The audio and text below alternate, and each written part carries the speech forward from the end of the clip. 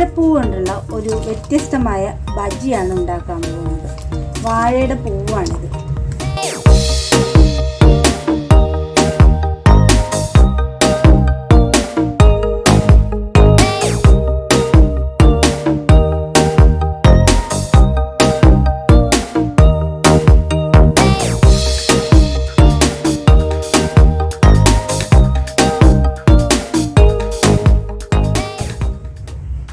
നമ്മളിന്ന് വാഴപ്പൂ കൊണ്ടുള്ള ഒരു വ്യത്യസ്തമായ ബജിയാണ് ഉണ്ടാക്കാൻ പോകുന്നത്.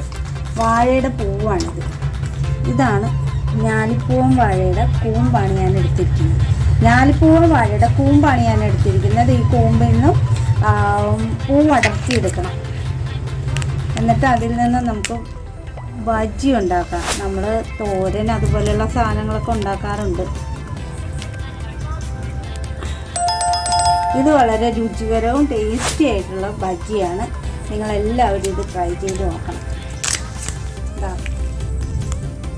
ഇങ്ങനെ വാഴക്കൂമ്പിൻ്റെ ഉള്ളി എന്നുള്ളത് പുറത്തെ പൂവെടുക്കണ്ട, അത് മൂത്തതായതുകൊണ്ട് കഴിക്കാൻ ബുദ്ധിമുട്ടായിരിക്കും. പക്ഷെ ഇതിൻ്റെ അകത്തെ പൂ വളരെ സോഫ്റ്റാണ്, നല്ല രുചികരമാണ്. ഇതുകൊണ്ട് നമുക്കൊരു വെറൈറ്റി ബജി ഉണ്ടാക്കാം.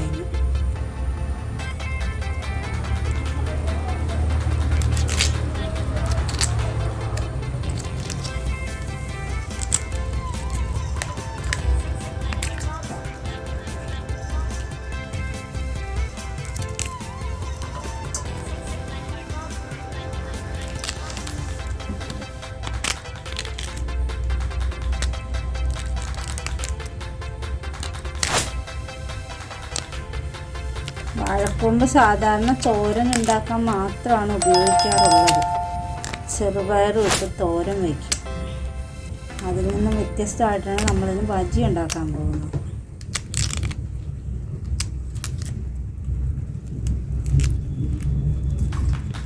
ഓക്കെ, ഇത് മതിയാവും.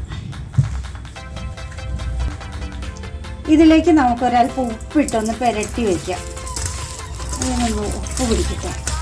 ഇതിനൊരു കറയുണ്ട്, അത് പോകാനും ഉപ്പ് പിടിക്കാനും കൂടിയാണ് ഈ ഉപ്പിട്ട് പുരട്ടി വെക്കുന്നത്. ബജിക്ക് ആവശ്യമുള്ള മാവ് റെഡിയാക്കാം. അതിന് 1 സ്പൂണ് കോൺഫ്ലവർ പൊടി. നമുക്ക് 1 സ്പൂൺ കോൺഫ്ലവർ പൊടി ഇട്ട് കൊടുക്കാം. 1 സ്പൂണ് അരിപ്പൊടിയും ചേർത്ത് കൊടുക്കാം.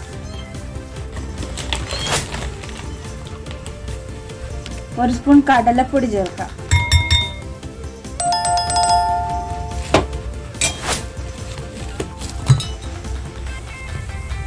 ഇനി ഇതിലേക്ക് കുറച്ച് മുളക് പൊടി,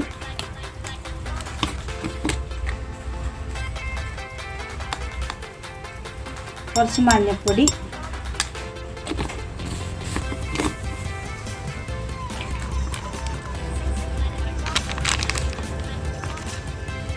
കുറച്ച് മസാല.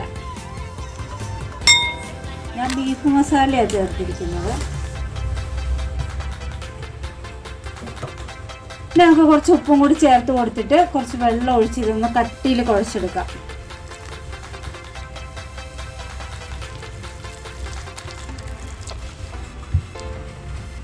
ഇതിലേക്ക് നമുക്ക് അല്പം സോഡാപ്പൊടിയും കൂടി ചേർത്ത് കൊടുക്കാം. കുറച്ച് മതി കേട്ടോ.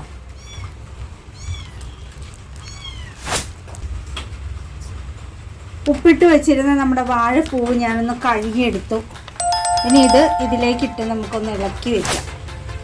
ഇതിലെൻ്റെ മസാലയൊക്കെ കയറാൻ വേണ്ടിയിട്ടാണ് ഇതിങ്ങനെ ഇളക്കി വയ്ക്കുന്നത്. ഇതിൽ നിന്ന് ഓരോന്ന് എടുത്തിട്ട് ബജി വറുത്തെടുത്താൽ മതിയാണ്.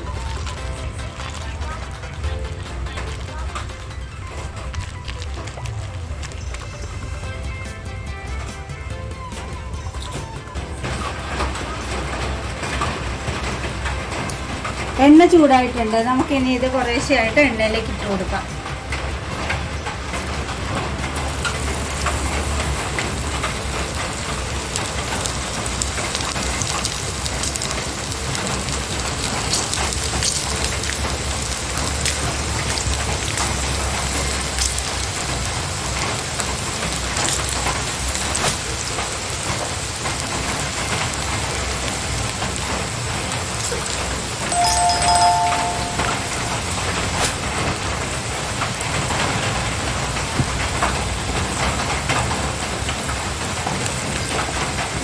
ബജി പെട്ടെന്നാവും വാഴപ്പൂവായതുകൊണ്ട്.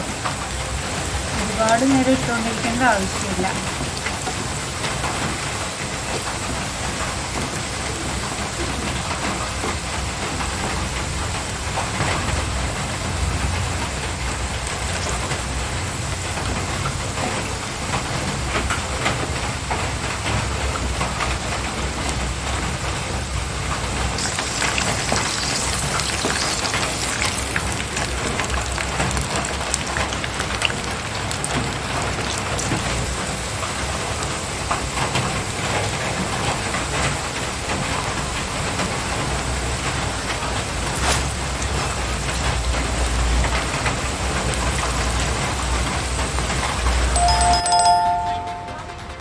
നമ്മുടെ വാഴക്കൂമ്പ് ബജി റെഡി ആയിട്ടുണ്ട്. വളരെ സോഫ്റ്റാണ്, തിന്നാനൊക്കെ വളരെ ടേസ്റ്റാണ്. ഒരു വേപ്പില തിന്നുന്ന പോലെ തിന്നാം. ഒരു രസത്തിന് നിങ്ങളെല്ലാവരും ഇതുണ്ടാക്കണം, കഴിക്കണം. സബ്സ്ക്രൈബ് ചെയ്യാനും ലൈക്ക് ചെയ്യാനൊന്നും മറക്കരുത്.